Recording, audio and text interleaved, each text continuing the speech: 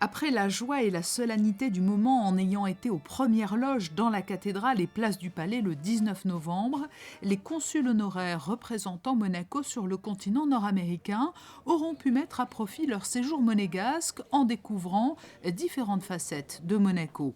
Du centre scientifique au laboratoire de l'énergie atomique, l'ambassadeur de Monaco à Washington, Maggie Macario-Doyle, leur avait réservé des moments privilégiés pour échanger avec les représentants de plusieurs entités monégasques, dont les fondations du prince Albert II et de la princesse Charlène. La fête du prince est pour nous un moment magique qui nous permet non seulement à la communauté monégasque de se rapprocher sur le rocher de son prince et de la famille princière, mais aussi d'y faire participer les représentants de Monaco à l'étranger.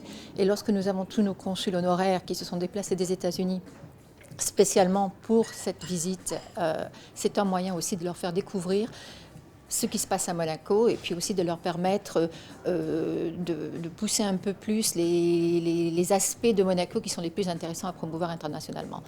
Et donc cet après-midi, nous avons eu la possibilité de visiter le centre scientifique de Monaco et le laboratoire atomique qui n'est pas toujours connu du grand public et pour eux, ce fut une découverte extraordinaire.